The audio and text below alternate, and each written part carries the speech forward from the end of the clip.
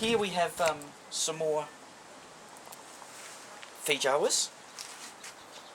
Here's a plant I found just the other day at the Riccarton market. Now, this is the variegated lemon tree. In New Zealand, in the South Island of New Zealand, they normally grow the Maya lemon, which takes a bit more cold. The variegated lemon is a different variety. It doesn't take quite as much cold, but obviously it looks really cool. And that was at the Riccarton. They have a Sunday market there. It's similar to a car boot sale or the Sunday market that Australia has in some places. A raspberry. Looking across to the right here is a large castor oil. Again, this survived the winter because we had the mildest winter on record. It would not normally survive the winter here. There's thornless blackberry that you can't see. It's right over here. But we've got 2 grapevines and the scarlet runner beans. And it's mostly what you're seeing there is beans. The poor grapevine's a little bit swamped by it. This year it's actually big enough that I should get quite a few bunches of proper grapes off it. Last year I got 1 or 2 little grapes. Got some cherry tomatoes. These just sprouted from seed dropped last year from the cherry tomatoes that have been growing here the last few years.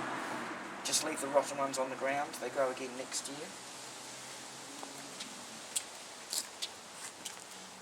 If we come round to here, and this camera will probably need to come round to the right here about 2 or 3 metres and stand in the shade.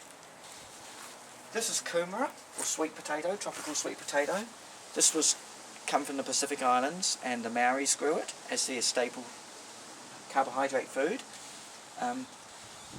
Many countries simply refer to it as sweet potato, but it's known throughout South America and the Pacific as kumara or umara. To its right is of course a very common plant in Kent, which is hops. And it's very hard to get hops here in the South Island. And there's, I think, a political reason behind that. They were traditionally grown here for beer flavouring. So when I heard someone had some hops in a wee pot, I said, can I have a couple in a wee pot, please? So put a bit of netting here. They can grow against the neighbour's wall here. And the beans, which may not come out as well on this wall because of the angle of the sun, they virtually 100% shading that big bedroom window, because at this time of year it can get too much sun, that being the western wall of the house. So highly productive, been getting big crops of beans almost every single day, and will probably do so until somewhere in April. In amongst here is a variety of palms. This is the canary palm. I understand they struggle even in Cornwall. That one's tied up to be difficult. Now this is my mandarin. Again, it won't do really good until it goes in the ground.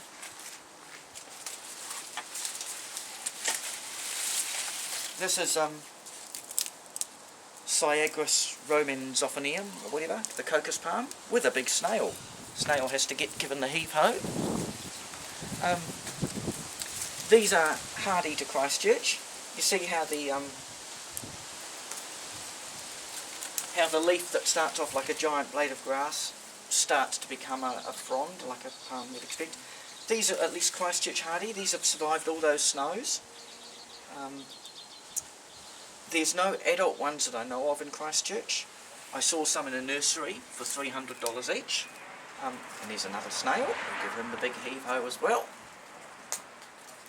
And I've got 7 of these, and I bought another 5. So when I eventually get my own place in Christchurch, I will have the most amazing garden in Christchurch.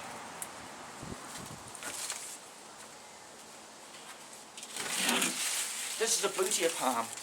Now, we actually saw a great big one in a red zone area where a house had been demolished by the government, and we saw a great big one with maybe 3 or 4 metres of trunk and a huge crown on it. These give an edible fruit.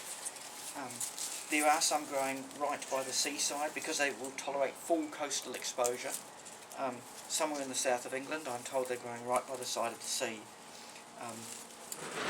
So I bought that one about $25, a smaller one in a pot, and it's growing that big.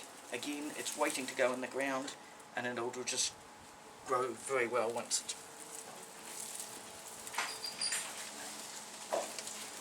That's all for now.